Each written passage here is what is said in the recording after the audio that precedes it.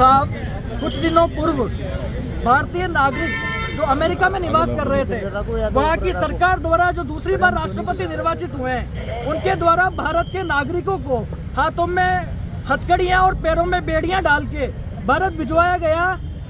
इससे बड़ी निंदनीय स्थिति और कुछ हो नहीं सकती। ये घटना जब हुई तब इससे पूरे देश में रोष था।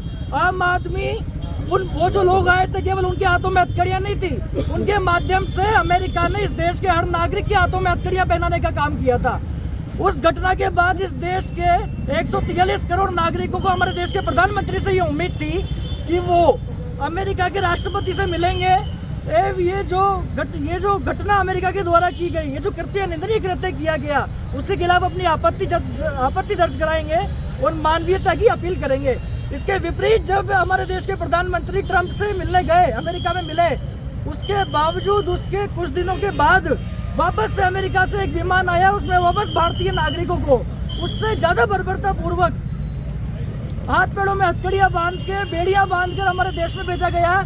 इससे बड़ा अपमान क्या मानेंगे कि हमारे सिख भाइयों की पगड़ियां तक उतरवा ली गई। किसी भी समाज में जो पगड़ी होती है वो उसके सम्मान का प्रतीक होती है।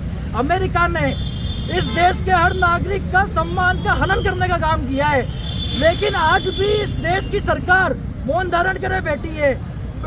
इस देश की सरकार मौन धारण किए बैठी है। मोदी जी हो चाहे फॉरेन मिनिस्टर हो, वो एक शब्द इस मुद्दे पर बोलने को तैयार नहीं है।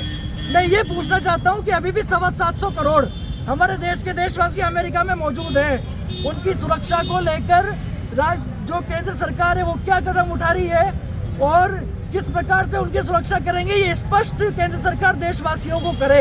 आज इसको लेकर क्या किया आपने? आज इसको लेकर के हम यूथ कांग्रेस के सभी साथी, जिस प्रकार उन नागरिकों को हथकड़ियां पहनाई थी अमेरिका ने, उसी तरह से यूथ कांग्रेस के सभी साथी, पदाधिकारी, कार्यकर्ता हाथों में हथकड़ियां पहन के आए हैं।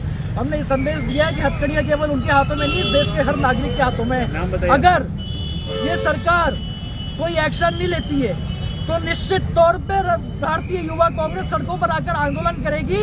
और आज तो इन लोगों ने लाठियों के दम पे हमें रोकने का प्रयास किया है, अगली बार कितने मुकदमे लगा दे, कितनी लाठियां लिए, आर पार की लड़ाई लड़ेंगे। आपका नाम बता दो। आपका नाम? प्रदेश सचिव राजस्थान प्रदेश युवा कांग्रेस।